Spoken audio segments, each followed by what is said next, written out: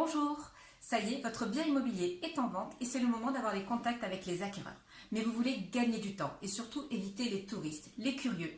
Ne pas ouvrir votre foyer et la chambre de vos enfants à tout le monde et n'importe qui. Bref, avoir de vrais acquéreurs et gagner du temps. Je m'appelle Nathalie Kieffer et je viens chaque semaine sur ces petites vidéos apporter une aide aux vendeurs et aux acquéreurs pour leur donner des trucs, astuces, des leviers pour les aider à vendre ou à acheter au mieux leurs biens immobiliers. Donc vous voulez vendre, oui, mais perdre votre temps ou faire rentrer n'importe qui dans votre intimité, ça déjà c'est moins votre truc. Alors comment faire? Il va falloir sélectionner vos acquéreurs.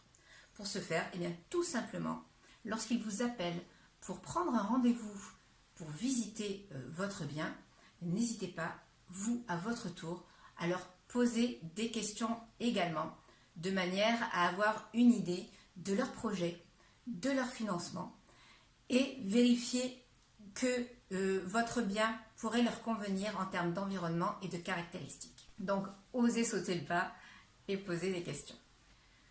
Vous leur expliquez que bien entendu un rendez-vous va être possible, on va faire en sorte de croiser les plannings, mais que néanmoins vous auriez souhaité vous aussi leur poser quelques questions. Et dans ce dialogue, comme dans une discussion avec un ami, eh bien vous essayez d'avoir des informations sur quel est son projet dans les grandes lignes. Attention, il ne s'agit pas de vous fermer des portes. Bien au contraire, il faut vraiment rester l'esprit ouvert. Ce qui pour vous va être peut-être des avantages dans votre bien, selon son projet à lui, ça pourrait être des inconvénients. Donc c'est aussi un moyen de comprendre ce qu'il recherche. En fait, tout simplement, arriver à savoir ce qui est impératif pour lui et ce qui est absolument rédhibitoire. Avec ce type de questions, vous saurez déceler s'ils sont réellement en projet ou pas. Bon, attention, il ne s'agit pas de dévaloriser votre bien vis-à-vis de votre acquéreur. Les visites servent à ça, hein. On n'achète pas une maison sur son canapé. Il faut aller voir l'environnement parce que chacun a ses propres perceptions de l'environnement, du bruit, des odeurs, de l'espace, de la luminosité. Et donc lui expliquer comment sont les choses le plus objectivement possible sans vous tirer une balle dans le pied. Le second objectif de ces petites questions, ça va être également de repérer les curieux et les touristes, les gens qui ne seraient pas vraiment en projet d'achat ou qui auraient un projet pour dans un an ou deux, mais il n'a pas vraiment un projet d'achat ou il n'a pas encore les finances.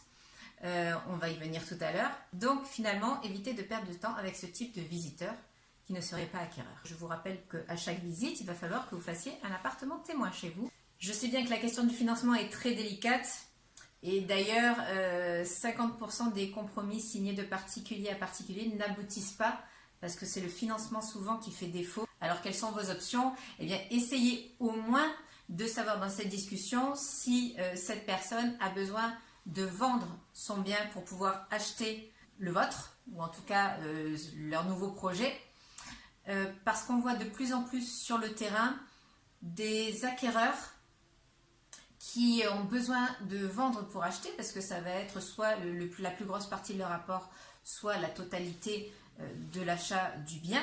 Néanmoins, ils ne veulent pas vendre tant qu'ils ne sont pas sûrs d'avoir trouvé leur coup de cœur et leur nouveau foyer.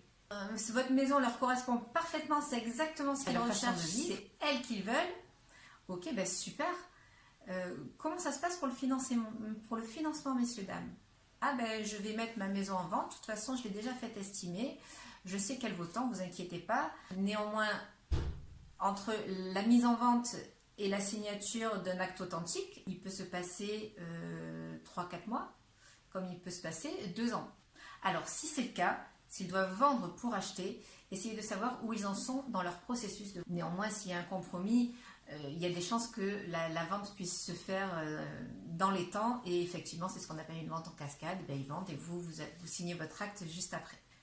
Donc pour le premier contact, ce sera peut-être le seul point à aborder en termes de financement pour vos acquéreurs, soit éventuellement à leur poser la question de savoir s'ils ont validé leur budget avec un conseiller financier et s'il y a une offre, il va falloir vraiment creuser par contre le financement de manière à ne pas mettre votre bien en attente pendant 3, 4, 5 mois Et pour au final vous dire ah ben non, ça passe pas le financement, on reprend tout à zéro, on recommence. Entre-temps, vous avez peut-être trouvé le bien de votre vie et là tout tombe à l'eau. Si vous pensez que cette vidéo vous a été utile ou si vous pensez qu'elle peut aider quelqu'un qui est en projet actuellement, n'hésitez pas à le partager ou à en parler. Vous abonner si vous êtes en projet immobilier en tant que vendeur ou acquéreur. Et je vous souhaite une bonne vente et je vous dis à très vite.